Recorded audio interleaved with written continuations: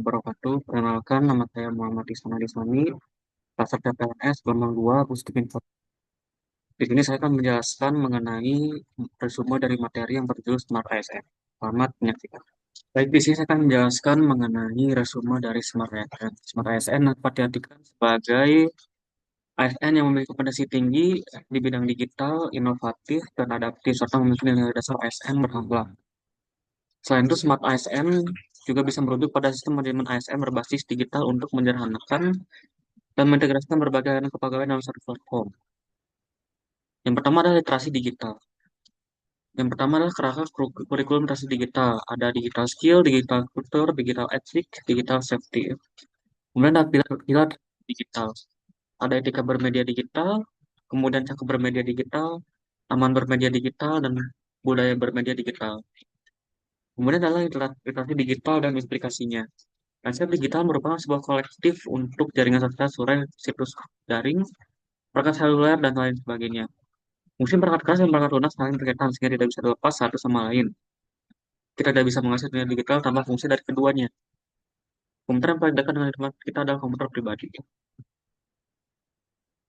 Tiga tahapan kerja mesin mencari informasi. Yang pertama adalah penelusuran atau crawling, peindeksan, dan pemeringkatan atau ranking.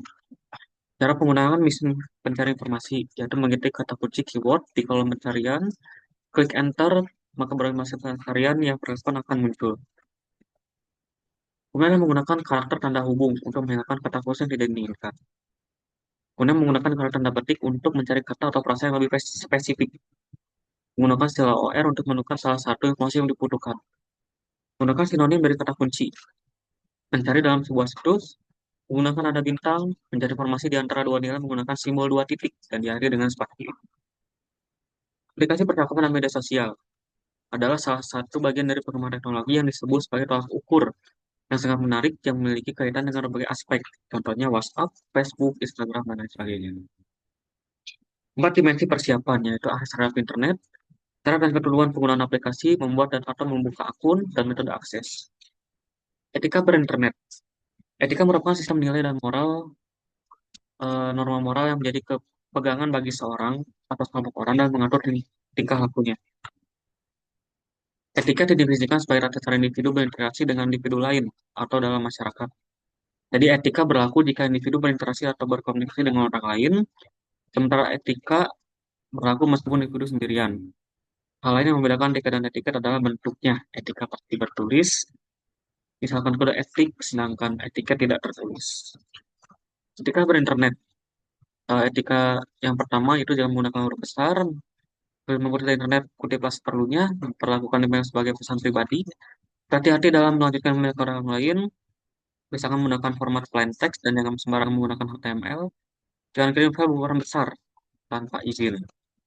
Kemudian untuk etiket adalah menulis email dengan ejaan yang benar dan kemas sopan, tidak menggunakan huruf kapital semua, membiasakan menuliskan subjek email untuk menerima pesan BCC bukan JCC, tidak mengirim email berupa spam, sub berantai, dan lain sebagainya, menghargai hak cipta orang lain, menghargai privasi orang lain, jangan menggunakan kata-kata jorok atau vulgar.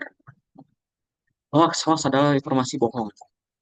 Tips melindungi diri kita dari hoax. Yang pertama adalah evaluasi, yaitu forensi, relevansi, authority, akurasi, dan purpose. Kemudian Google It, cari. Jika menemukan sesuatu media sosial, coba untuk mencari di mesin mencari informasi seperti Google, YouTube, dan lain sebagainya. Klarifikasi sebaik mungkin. Dapatkan berita dari sumber berita. Buka langsung tempat berita yang kredibel menggunakan berita tersebut. Bedakan opini dengan fakta. Mungkin sekian resume dari Smart ASN yang dapat saya sampaikan. Kurang lebihnya mohon maaf. Assalamualaikum warahmatullahi wabarakatuh.